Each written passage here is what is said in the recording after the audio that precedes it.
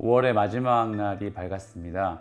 5월 31일 새벽을 맞이해서 하나님의 말씀을 함께 묵상하는 시간을 갖도록 하겠습니다. 함께 기도하죠.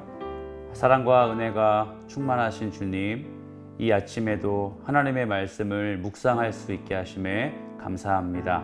우리에게 은혜 주시고 5월 한 달간 함께 하신 주님을 찬양하며 다음 달에도 이 한 달에도 주님을 예배하고 하나님의 말씀을 묵상하는 우리 모든 성도님들 될 수 있도록 인도해 주시옵소서. 예수 그리스도의 이름으로 기도드립니다. 아멘. 오늘 우리에게 주시는 하나님의 말씀은 구약성경 출애굽기 24장이죠. 12절부터 18절까지의 말씀입니다. 출애굽기 24장 12절부터 18절까지의 말씀입니다. 여호와께서 모세에게 이르시되 너는 산에 올라 내게로 와서 거기 있으라. 네가 그들을 가르치도록 내가 율법과 계명을 친히 기록한 돌판을 네게 주리라. 모세가 그의 부하 여호수아와 함께 일어나 모세가 하나님의 산으로 올라가며 장로들에게 이르되 너희는 여기서 우리가 너희에게로 돌아오기까지 기다리라. 아론과 훌이 너희와 함께 하리니 무릇 일이 있는 자는 그들에게로 나아갈지니라. 모세가 산에 오르매 구름이 산을 가리며 여호와의 영광에 시내 산 위에 머무르고 구름이 엿새 동안 산을 가리더니 일곱째 날에 여호와께서 구름 가운데서 모세를 부르시니라. 산 위에 여호와의 영광이 이스라엘 자손의 눈에 맹렬한 불같이 보였고 모세는 구름 속으로 들어가서 산 위에 올랐으며 모세가 40일 40야를 산에 있으니라. 얼마 전 운전을 하다가 공교로운 일을 겪게 되었습니다. 그래서 출동한 경찰이 신분증을 요구하게 되었는데 제가 운전면허증을 놓고 운전을 하고 있다는 걸 발견하게 되었어요. 그래서 제 신분을 조회하기 위해서 운전면허증만 내밀면 됐었는데 그게 좀 어려웠던 것이죠. 시간이 한참 걸려서 제 신분을 조회하게 되었고 무사히 이 일이 마무리되었지만 저는 크게 깨달은 게 하나 있었습니다. 반드시 운전을 하려면 운전할 때 면허증을 지갑이나 다른 부분에 소유하고 꼭 운전을 해야 되겠다. 여러분, 제가 운전을 할 수 있는 건 운전을 하고 있는 경험도 중요하지만 운전을 할 수 있는 자격증인 운전면허증을 갖고 있고 그걸 땄다 혹은 그 라이센스를 소유하게 되었다, 이 부분이 참 중요한 것 같아요. 여러분에게도 마찬가지죠. 어떤 신분과 자격을 주장하기 위해서는 그에 합당한 경험도 중요하지만 여러분 이것이죠. 그걸 할 수 있는 자격입니다. 오늘 말씀은 그런 의미에서 모세 그리고 모세의 후견인, 후계자라고 그렇게 명명할 수 있는 여호수아에 대해서 이야기하고 있는데 이 말씀의 의미가 바로 제가 앞서 설명해드린 간단한 이 운전면허증의 예화와 일맥상통하는 것 같습니다. 하나님의 말씀 함께 보시면 12절 말씀에 이렇게 나와 있죠. 여호와께서 모세에게 이르시되 너는 산에 올라 내게로 와서 거기 있으라. 내가 그들을 가르치도록 내가 율법과 계명을 친히 기록한 돌판을 내게 주리라. 사실상 12절 한 구절 안에 오늘 한 단락의 본문의 내용이 다 들어가 있음을 발견합니다.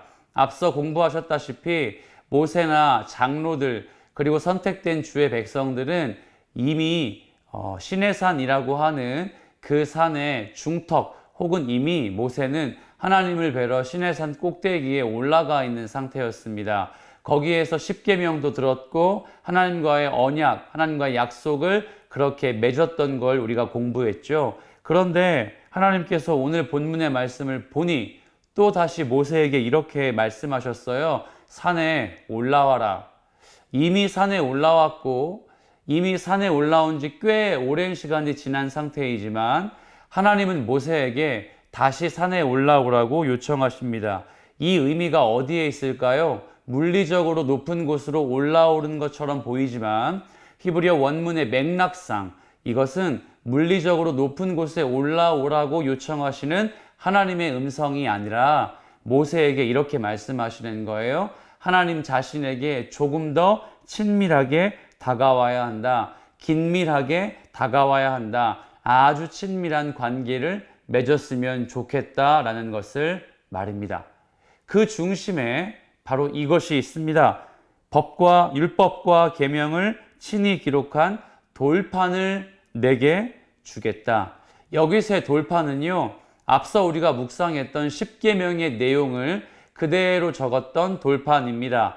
당시의 고대 사회에서는 언약을 맺을 때 우리처럼 종이 문화가 발달한 시대가 아니었기 때문에 납작한 돌판에다가 갑과 을이, 이 사람과 저 사람이 맺은 거래 계약 혹은 언약을 그대로 기록하는 습관이 있었습니다. 여기서의 돌판의 내용은 그럼 뭘까요? 10계명의 내용인 것이죠.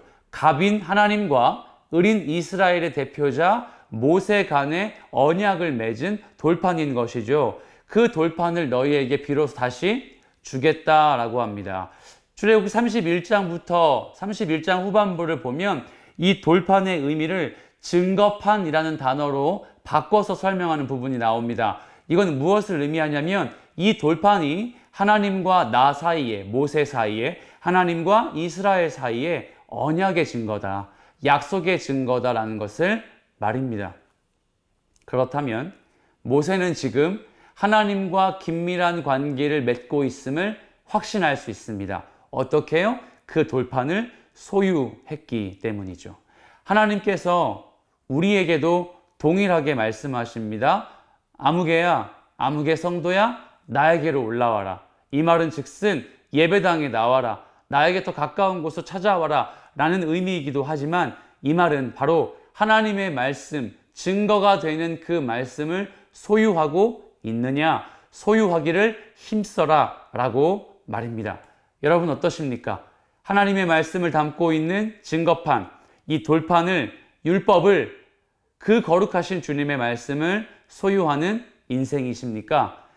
힘써 하나님의 말씀을 소유하시길 예수 그리스도의 이름으로 축복합니다. 그리고 그 하나님의 말씀을 소유한 모세에게 아주 기이한 일이 벌어졌습니다. 참고로 여기에서 하나님의 말씀을 소유한 사람이 모세에게만 국한되지 않고 누가 등장하죠? 여호수아가 등장합니다. 바로 성경의 역사적인 맥락을 축약하고 있는 설명인 셈이에요. 그 돌판, 증거를 그대로 계승한 사람 여호수아도 말씀하고 있다는 것이죠. 모세와 여호수아가 하나님의 임재를 경험하고 하나님의 영광을 경험하는 그 순간, 성경에 보면 16절에 이렇게 나와 있어요. 여호와의 영광이 시내산 위에 머무르고 구름이 엿새 동안 산을 가리더니 일곱째 날에 여호와께서 구름 가운데에서 모세를 부르시니라. 여호와의 영광은 언약과 증거판, 돌판을 소유한 모세에게 임하셨습니다. 뭐라고요? 하나님의 영광은 말씀을 소유한 성도에게 임하는 법입니다. 하나님의 임재는 말씀을 사랑하고 곁에 두고자 하는 그리스도인의 삶에 동행하는 법이죠. 그런데 말씀은 우리에게 동일하게 이렇게 설명하고 있습니다. 하지만 17절이죠. 산 위에 여호와의 영광은 이스라엘 자손의 눈에 보기에는 맹렬한 불같이 보였다. 신구약 성경을 망라하고 불이라는 단어는 아주 많은 상징을 갖고 있는 단어입니다. 그런데 그 중에 대표적인 말씀, 이 불의 말씀이 어떤 의미를 담고 있는지 아십니까? 심판입니다.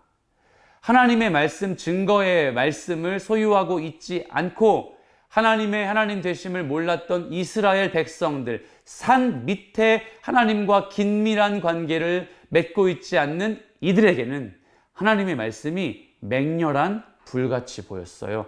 심판하고자 하는 말씀으로 보였고요. 두렵고 무서운 단편적인 신으로만 느껴졌다는 사실입니다. 여러분, 이 사실이 우리의 신앙에 경종을 울리는 것 같아요.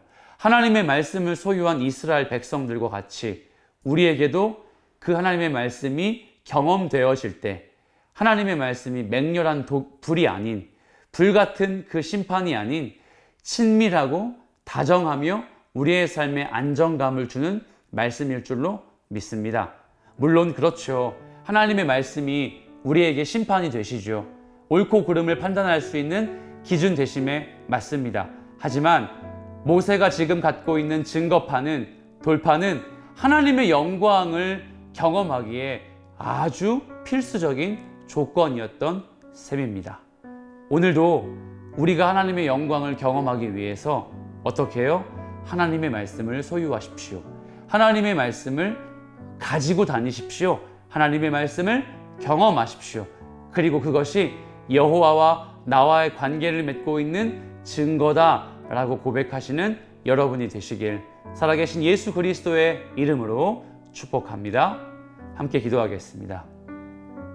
하나님 아버지, 여호와의 말씀, 하나님의 말씀이 나와 주님 사이에 증거가 되고 나와 하나님과의 긴밀한 관계를 증언하는 결정적인 하나님의 임재가 될 수 있도록 도와주시옵소서.